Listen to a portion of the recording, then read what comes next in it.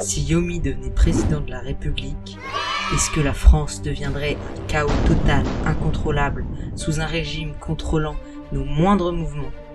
Ou est-ce qu'elle deviendrait un pays de rêve, où la paix et la prospérité ne font qu'un? Si tu veux le savoir, je te conseille de regarder cette vidéo jusqu'au bout, et accroche-toi bien, car tu n'es pas au bout de tes surprises.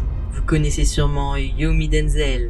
On commence tous la vie plein d'espoir. Et puis petit à petit, discrètement, sans même qu'on s'en aperçoive, on commence à arrêter de croire en nos rêves. Nos professeurs, nos parents, nos amis, tout le monde nous dit la même chose. Mais pour moi, ce n'était pas assez. Tout a changé le 24 janvier 2017. J'avais foiré l'examen le plus important de mon année. J'ai pris la carte de crédit de ma mère et j'ai dépensé 1000 $ pour acheter ma première formation en ligne. Un an plus tard, j'étais millionnaire et aujourd'hui, j'ai bien assez d'argent pour faire ce que je veux jusqu'à la fin de ma vie. Mais que se passerait-il s'il était président? En France, pour élire un président, cela se passe en 3 parties. D'abord, pour se présenter, un président doit recueillir 500 signatures qui proviennent majoritairement des maires, des députés ou encore des sénateurs. Une fois cette étape passée, ils doivent passer le premier tour en étant un des 2 candidats avec le plus de votes. Cependant, si l'un des candidats obtient la majorité absolue, c'est-à-dire plus de 50% des voix dès le premier tour, il devient directement le président et il n'y a pas de second tour. Mais lorsqu'il y a un second tour, cela sert à départager les 2 candidats, savoir lequel obtiendra la majorité. Imaginons que dans notre scénario, Yomi cherche à se présenter. Tout d'abord, il va commencer par faire le tour des villes pour recueillir ses signatures. Une fois toutes les signatures réunies, Yomi devient officiellement un candidat à l'élection présidentielle. Macron! Putain! Explosion! Faut lui exploser sa gueule à ce dictateur!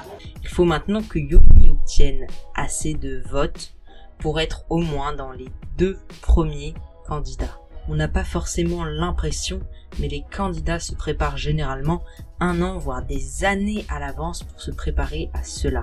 À cette étape, Yomi est appelé partout pour participer à des émissions de télé, à des interviews, afin de récolter des votes. Mais Yomi, lui, il part tout de même avec un avantage par rapport aux autres candidats.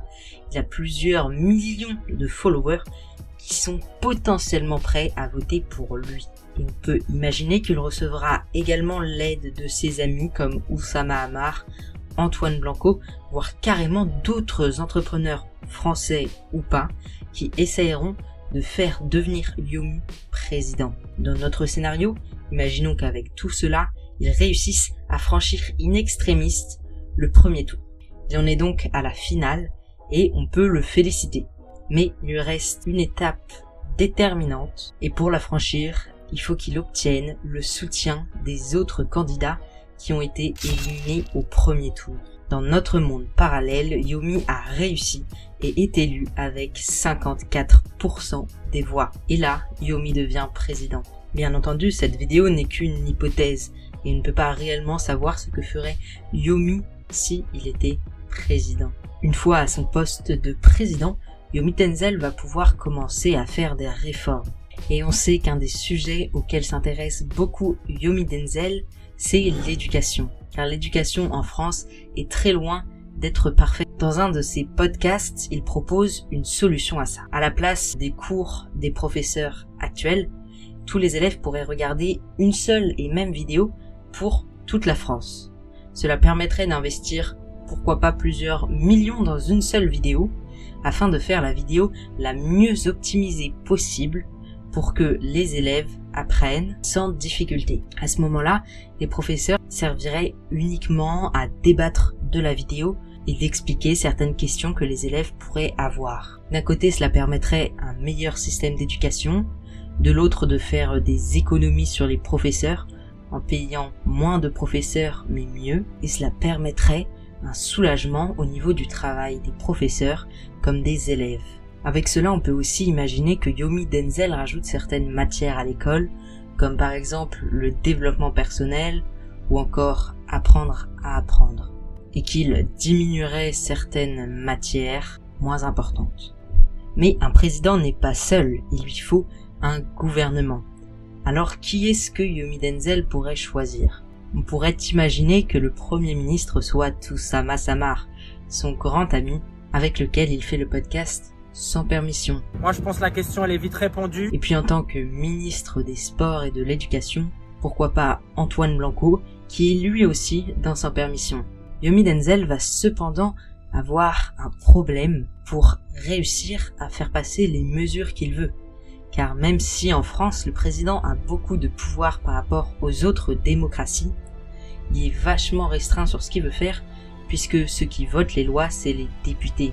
Pour pouvoir faire les lois qu'il souhaite, Yomi Denzel va devoir obtenir une majorité à l'Assemblée nationale. Et d'ailleurs, les élections sont dans 2 semaines, donc Yomi Denzel se prépare.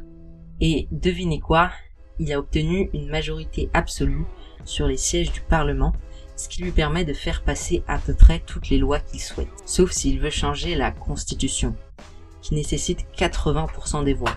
Et pour qu'il n'ait plus aucune limite, imaginons qu'il ait obtenu 80% des voix de l'Assemblée nationale. Yomi Denzel arrive maintenant à 6 mois de mandat et c'est l'heure de faire passer une nouvelle réforme.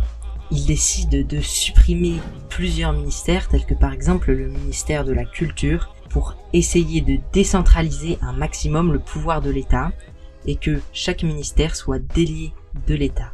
Il va probablement aussi essayer de faire en sorte que les décisions soient prises à la plus petite échelle possible et non pas à la plus grande comme c'est plutôt le cas en France, pour que les maires puissent adapter mieux les lois pour chacune des villes. Il y a une chose qui énerve beaucoup Yomi Denzel par rapport au système français, c'est le système des retraites.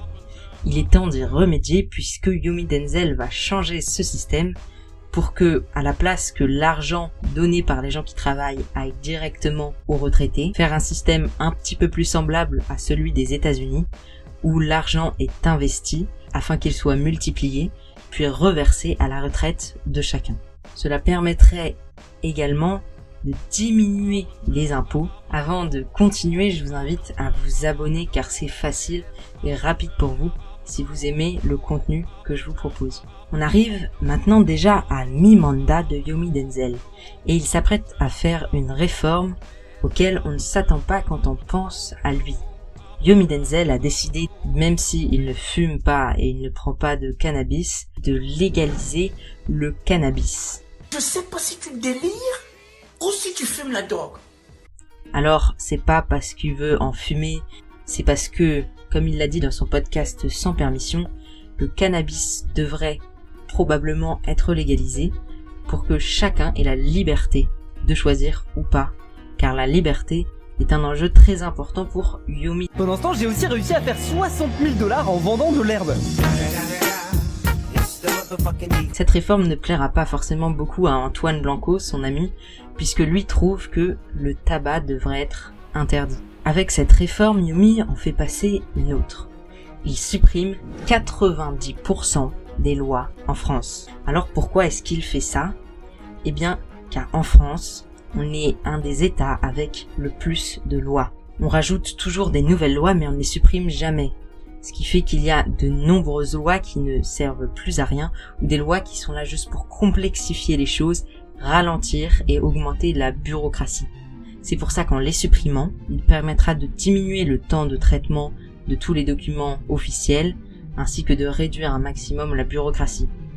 Saviez-vous par exemple qu'aujourd'hui en France, il y a une loi qui oblige les gens à mettre des lanternes sur leur calèche. Elle n'est plus du tout d'actualité et ne sert qu'à amplifier la bureaucratie. Enfin, presque à la fin de son mandat, Yomi Denzel fait passer une nouvelle loi qui est assez drastique. C'est maintenant l'intelligence artificielle qui va s'occuper de la justice. C'est fini que ce soit les hommes qui jugent les hommes. Yomi Denzel pense que c'est mieux que les IA jugent les hommes.